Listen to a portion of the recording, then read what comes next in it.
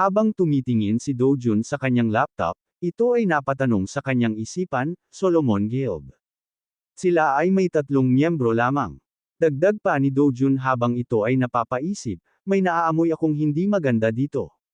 Biglang napatayo si Dojun, at kinuha ang kanyang cellphone. Sa pagkuha ni Dojun ng kanyang cellphone, ito ay tumawag kay Cha Yeji.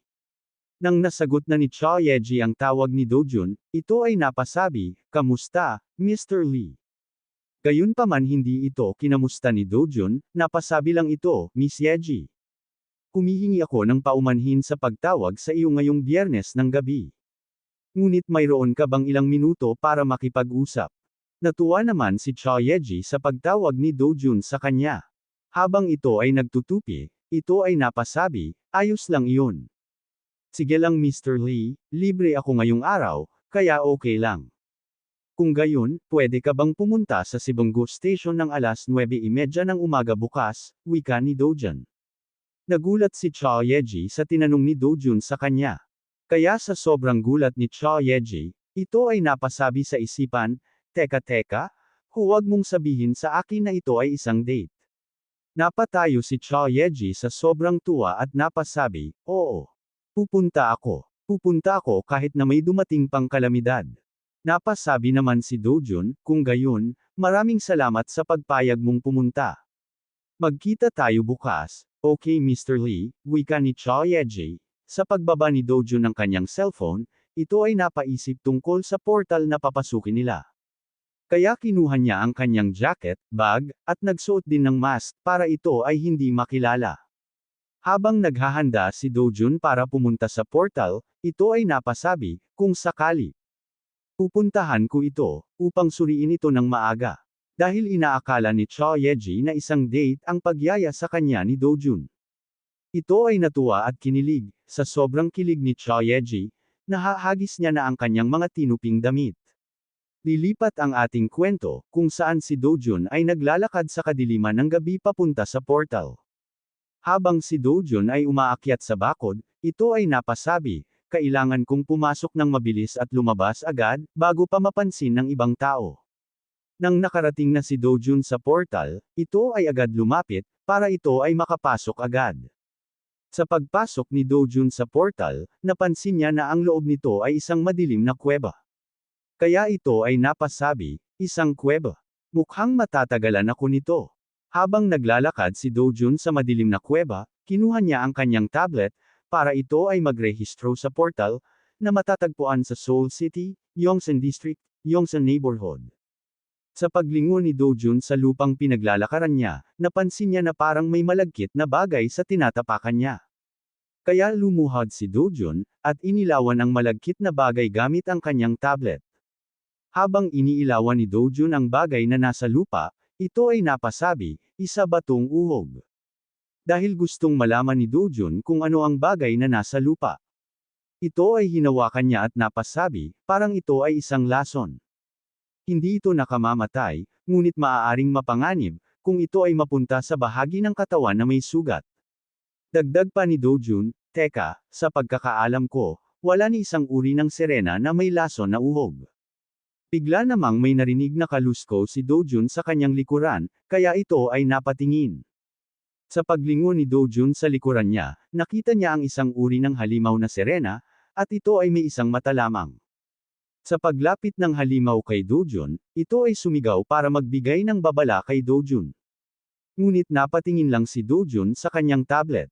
Nalaman ni Dojun na ang halimaw na nasa harapan niya ay isang nor. Biglang napatingin si Dojun sa buntot ng halimaw, habang tinitignan ito ni Dojun, ito ay napasabi, "Siya pala ang naglalabas ng uhog na nakita ko." Dahil sa hindi pagpansin ni Dojun sa halimaw, ito ay sumigaw ulit. Ngunit ito ay tinitigan lang ni Dojun ng masama, dahil sa lakas ng blood loss ni Dojun pinagpawisan at hindi nakagalaw ang halimaw sa takot. Nang natakot na ang halimaw sa ginawa ni Dojun, lumapit si Dojun sa halimaw at napasabi, "Hoy ikaw, pag gumalaw ka kahit kaunti, papatayin kita." Dahil sa pagbabanta ni Dojun sa halimaw, ito ay pinagpawisan at hindi nakagalaw, dahil sa takot niya kay Dojun. Biglang napatingin si Dojun sa halimaw, dahilan para lalong matakot ang halimaw sa pagtitig ni Dojun sa kanya. Ngunit biglang hinawakan ni Dojun ang ulo ng halimaw gamit ang kanyang dalawang kamay. Nagulat naman ang halimaw sa biglang paghawak ni Dojun sa kanyang ulo. Habang sinusuri ni Dojun ang ulo ng halimaw, ito ay napasabi, bukas mo ang bibig mo. Dahil sa takot ng halimaw kay Dojun, wala na lang siyang nagawa kung hindi sundin si Dojun. Sa pagbuka ng bibig ng halimaw, napatingin si Dojun sa bibig nito, at hinawakan agad ang laway ng halimaw. Habang hinahawakan ni Dojun ang laway ng halimaw, ito ay napasabi sa kanyang isipan, isa ba itong paralytic poison? Ito ay naiiba sa uhog na nilalabas niya, dagdag pa ni Dojun, ang pangunahing layunin ay ang alisin ang uhog mula sa balat.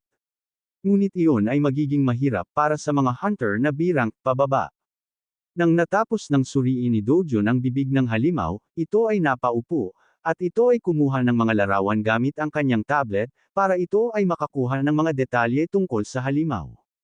Nabigla naman ang halimaw sa ginagawa ni Dojun, habang sinusuri ni Dojun ang katawan ng halimaw, ito ay napasabi, ito ay dapat magkaroon ng isang hiwalay na organ na lumilikha ng uhog sa isang lugar.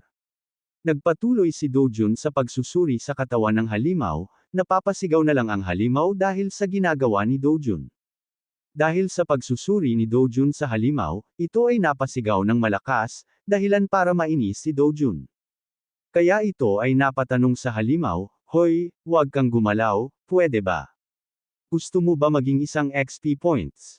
Sa paghawak ni Dojun sa kamay ng halimaw, nalaman niya na din kung saan nanggagaling ang uhog na nilalabas ng halimaw. Nang nalaman na ni Dojun kung saan nanggagaling ang uhog, ito ay napasabi sa kanyang isipan, habang sinusulat ang mga detalye tungkol sa halimaw, mukhang magiging mas madali ang laban kung mapuputol muna ang kanilang mga kamay. Dahil sa ginagawa ni Dojun sa halimaw, ito ay napahiga at nangawit dahil sa pagod. Nang nalaman na ni Dojun ang lahat tungkol sa halimaw, ito ay sinipa niya papalayo at napasabi, "Magaling ang ginawa mo." Nabigla naman ang halimaw sa pagsipa sa kanya ni Dojun, at dahil sa pagsipa sa kanya ni Dojun, ito ay kumaripas ng takbo papalayo kay Dojun. Habang tumatakbo ang halimaw papalayo, napasabi si Dojun sa halimaw, "Kung gusto mong manatiling buhay, minumungkahi ko na magtago ka sa pinakamalalim na sulok ng kuweba at huwag lumabas." Napalingon naman si Dojun at napasabi, "Ngayon naman. Sa palagay ko dapat akong pumunta sa kung saan nagtatapos ang mapa." Nagtaka naman bigla si Dojun, dahil sa paglitaw ng anunsyo sa kanyang window screen, ikaw ay naging target ng mga merfolk. Kung makikita ka ng mga sirena sa loob ng 50 metrong layo, bababa ng 30% ang mga istatistika mo. Bigla naman napatanong si Dojun, dahil sa paglabas ng anunsyo sa kanyang window screen, wika nito, kumalat na agad ang balita tungkol sa akin. Gayunpaman, pinagpatuloy ni Dojun ang kanyang paglalakad, hanggang maabot ang 99% ng mapa ng portal. Nang nakapunta na si Dojun sa dulo ng portal, ito ay napasabi, ibig sabihin, ito na lang ang natitirang lugar. Ang tinutukoy pala ni Dojun ay ang isang malaking pinto na nasa harapan niya. Ito ay lumapit sa malaking pinto, at ito ay binuksan niya gamit ang kanyang dalawang kamay. Sa pagpasok ni Dojun sa loob ng malaking pinto, napansin ni Dojun na may isang halimaw na umaaligid sa loob, kaya ito ay napalingon sa kanyang itaas. Sa paglingon ni Dojun sa kanyang itaas, bumungad ang isang malaking pating na may matatalas na ngipin sa bibig. Ito ay tumingin kay Dojun gamit ang kanyang naglilisik na mga mata, ngunit ito ay walang epekto kay Dojun, napatingin lang ito sa malaking pating nang walang reaksyon.